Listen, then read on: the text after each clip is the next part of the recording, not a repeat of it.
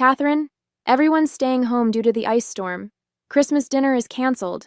Stay safe. My mom's text read. I stared at my phone in disappointment but understood. After all, Nashville winters can be dangerous. What I didn't know then was that this simple text would unravel years of family deception and change my life forever. My name is Catherine, and I'm 32. I'm an accountant, and until last Christmas, I thought I was just the different one in my family. The quiet, career-focused sister who didn't quite fit in with their loud social gatherings. My younger sister Anna was always the star, the one who could do no wrong in our parents' eyes. That Christmas morning, I settled in for a quiet day alone. I made myself hot chocolate, turned on some holiday movies, and tried to stay positive despite the loneliness. Around 3 p.m., I was scrolling through Instagram when my heart stopped. There it was, a fresh post from my cousin Nina. Perfect family Christmas at Anna's, so blessed to have everyone together. Family traditions, Christmas dinner. The photo showed my entire family, mom, dad, aunts, uncles, cousins, even my grandmother, gathered around Anna's elegant dining table. They were all smiling, wearing festive sweaters, clearly enjoying the celebration they had deliberately excluded me from. Through the windows in their photos, I could see clear, sunny skies. There was no ice storm. There never had been. My hands shook as I scrolled through more photos. There was my dad carving the turkey, my mom arranging her signature Christmas cookies, my little nieces and nephews opening presents. The ice storm excuse was a complete fabrication, a convenient lie to avoid telling me I wasn't welcome at their perfect family gathering. I felt sick to my stomach as the truth sank in. All those times they'd told me events were canceled, all those intimate gatherings I hadn't been invited to. How many of them had actually happened without me? How long had they been coordinating behind my back to exclude me while pretending to care? The next morning, my phone rang. It was my mother, acting as if nothing had happened. "Hi, honey. Hope you had a nice, quiet Christmas. We missed you." The casual cruelty of her words made my hands clench into fists. This was the moment everything would change, though I didn't know it yet. Growing up in our family home, I always tried to be the good daughter. I helped my mom with chores, maintained straight A's in school, and even gave up my dream of attending art school to pursue accounting because my parents insisted it was more practical. Meanwhile, my sister Anna could do whatever she wanted. When she dropped out of college to become a yoga instructor, my parents called her brave. When I worked overtime to help them pay off their mortgage, they barely acknowledged it. I remember one particular incident that should have opened my eyes sooner. 3 years ago, when my dad needed surgery, I took 3 weeks off work to help care for him. I cooked, cleaned, drove him to appointments, and managed his medications. Anna showed up once, stayed for an hour taking selfies with him for social media, then left claiming she had a yoga retreat. Yet somehow, in my parents' retelling of that time, Anna was the supportive daughter, while I was just doing the bare minimum. My extended family wasn't much better. At every gathering, my aunts would praise Anna's free spirit while asking me when I was going to loosen up and learn to enjoy life. My accomplishments at work were dismissed as boring, while Anna's latest adventure teaching yoga in Bali was the talk of every family dinner. I kept telling myself it didn't matter, that family was family, and they loved me in their own way.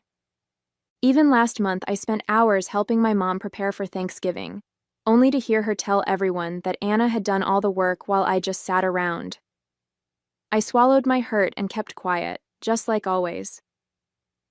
When Anna announced she'd be hosting Christmas this year, I offered to help with the planning and cooking. She brushed me off, saying she wanted it to be perfect. I should have seen the signs then, but I was still trying so hard to believe in the fiction of our happy family. The truth is, I've spent my entire life trying to earn their approval, making excuses for their behavior, and pretending not to notice when they excluded me from spontaneous family gatherings that everyone else somehow knew about. I convinced myself that if I just tried harder, worked longer, gave more, they would finally see me as worthy of being part of their perfect family picture. "Hi, honey. Hope you had a nice, quiet Christmas. We missed you." My mother's fake cheerfulness made my stomach turn. I gripped my phone tighter, staring at the Instagram photos still open on my laptop, evidence of their perfect family gathering that I'd been deliberately excluded from. Really? I managed to keep my voice steady. Because Nina's social media posts show everyone had a wonderful time at Anna's house, everyone except me. The silence on the other end was deafening. I could almost see my mother's face, that familiar expression when she's been caught in a lie, but is already formulating excuses. "Oh, well," she stammered. "Anna organized it last minute, and you know how you can be at gatherings, always so quiet and making everyone uncomfortable. We just thought—" "Thought what?" I pressed. "That it would be better to lie to me? To make me spend Christmas alone while pretending everyone else was doing the same?" "Don't be so dramatic," my mother sighed. "We were trying to avoid any awkwardness. You know how Anna wanted everything to be perfect." That's when it hit me. All the past, canceled events. The times plans had mysteriously fallen through. The family photos I'd see later on social media. This wasn't a one-time thing. This was a pattern. "How many times?" I asked, my voice barely a whisper. "How many other gatherings have you lied to me about?" Another telling silence. Then, "Catherine, you're being oversensitive. This is exactly why—" "Why what?" I cut her off. "Why you exclude me. Why you pretend I don't exist unless you need something. Why Anna gets to be the perfect daughter while I'm treated like an inconvenience?" "That's not fair," my mother protested. "We love you both equally. It's just, Anna puts in the effort to be part of the family. You're always so busy with work." I laughed bitterly. "Busy with work? You mean busy helping pay your mortgage? Busy taking care of Dad after his surgery? That kind of busy?" "Listen," my mother's voice turned stern. "If you're going to be like this, maybe it's better if we give each other some space. Call me when you're ready to be reasonable." The line went dead. I sat there staring at my phone as 32 years of memories suddenly shifted into sharp, painful focus. Every excuse, every dismissal, every misunderstanding, it had all been intentional. I wasn't the problem. I never had been. That was the moment I stopped making excuses for them. The moment I finally saw the truth. I didn't have a family. I had people who shared my DNA but treated me like an afterthought. After that phone call, something inside me snapped. I was done being the family doormat. I opened my laptop and started writing an email to my entire family. Parents, sister, aunts, uncles, cousins, everyone who had been at that Christmas dinner. My fingers flew across the keyboard as years of pent-up feelings poured out. "I've seen the photos from Christmas dinner," I wrote. "The dinner I was told was canceled due to an imaginary ice storm. I want you all to know exactly what you've done. You didn't just exclude me from a family gathering. You coordinated an elaborate lie to make me spend Christmas alone." I attached screenshots of my mom's "stay home, everyone's doing the same" text messages alongside the social media photos showing their celebration. I hit send before I could second-guess myself. The responses started flooding in almost immediately. My Aunt Marie claimed they forgot to tell me the plans had changed. Uncle Robert suggested I was overreacting. My cousin Nina, whose posts had exposed their lie, quickly deleted all the Christmas photos and sent me a message saying I was causing unnecessary drama. Then came Anna's response. A long, condescending email about how I never make an effort at family events and how she just wanted one perfect holiday. She even had the audacity to suggest that excluding me was for my own good because I obviously don't enjoy family gatherings. But it was my parents' reaction that truly showed me who they were. Instead of apologizing, they went on the offensive. My mother started calling mutual family friends, spinning a story about how I was having some sort of breakdown. My father sent me a stern email about respecting family privacy and how airing our dirty laundry was unacceptable.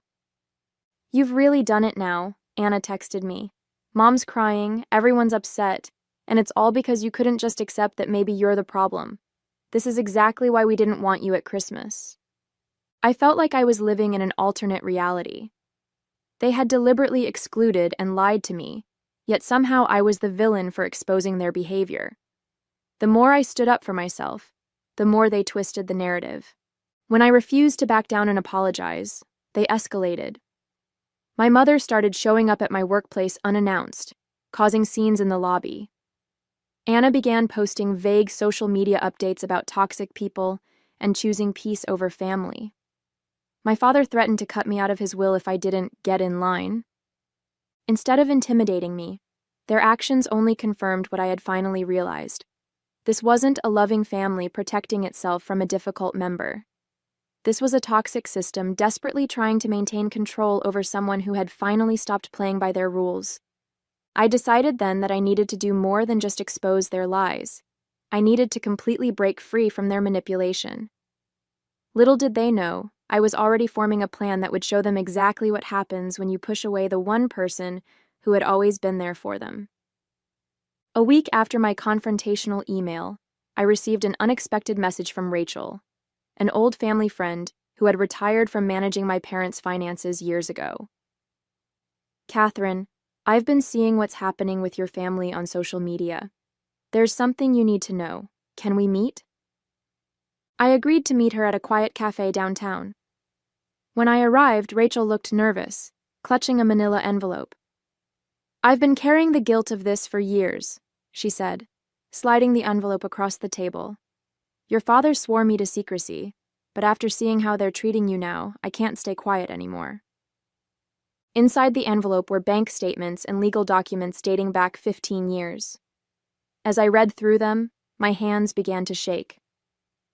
According to these records, my grandfather had left a significant inheritance specifically for my education and future, nearly $300,000, money I had never known about. "Your father was the trustee," Rachel explained quietly. "He was supposed to give you access when you turned 25. Instead, he transferred everything to Anna's accounts, using it to fund her lifestyle and her failed business ventures." The revelation hit me like a physical blow. All those years I'd worked overtime to pay for my accounting degree, the student loans I was still paying off, the times I'd helped them with their mortgage. They had been sitting on my inheritance the whole time, spending it on Anna. "There's more," Rachel continued. "Your grandfather also left properties that were meant to be split equally between you and Anna. Your parents sold them all. Using your power of attorney, they had you sign when you were 18. Remember when they said it was for emergency medical decisions?" I felt sick. The document I'd trustingly signed had given them complete control over my financial interests. They had systematically robbed me of my inheritance while watching me struggle, accepting my help with their expenses, and making me feel guilty for not contributing enough to the family. Even worse, the statements showed regular transfers to Anna labeled as business investments, money taken from my inheritance to fund her yoga studios, her retreats in Bali, all those adventures they'd praised her for while criticizing my boring accounting career. "Why tell me now?" I asked Rachel, my voice barely steady. "Because I saw your mother's social media posts painting you as unstable and ungrateful. They're trying to discredit you before you can discover the truth. They've been embezzling from you for years, Catherine. What they've done isn't just morally wrong, it's illegal." Everything suddenly made horrible sense. Their escalating attempts to paint me as unreasonable, the threats to cut me out of the will, when they'd already stolen my inheritance. Their desperate need to maintain the narrative that Anna was the successful sister while I was the difficult one. I carefully packed the documents back into the envelope, my mind racing. "Thank you, Rachel. I know exactly what I need to do now." This wasn't just about a ruined Christmas anymore. This was about years of calculated deception and theft. And I, an accountant with years of experience tracking financial fraud, was uniquely qualified to make them face the consequences. With Rachel's documents in hand, I spent the next week meticulously building my case. As an accountant, I knew exactly how to trace the money trail. Every unauthorized transfer, every misused power of attorney, every fraudulent document. I tracked it all. I also hired Sarah Chen, a lawyer specializing in estate fraud, to review everything. "This is a clear case of financial exploitation," Sarah confirmed. We can file criminal charges if you want to pursue that route. I considered my options carefully. A criminal case would destroy my family's reputation, but they had already destroyed our relationship. Still, I decided to give them one last chance to make things right. I emailed my parents and Anna, requesting a family meeting to resolve our differences. They jumped at the chance, probably thinking they could manipulate me back into line. We agreed to meet at my apartment the following Saturday. The morning of the meeting, I arranged 3 folders on my dining table, one for each of them. Inside each folder was a complete record of their fraud, along with a letter from my lawyer outlining their options. Either transfer all remaining funds back to me and sign a confession, or face criminal charges. They arrived looking smug, clearly expecting me to apologize. My mother started in immediately. "Catherine, we're so glad you've come to your senses."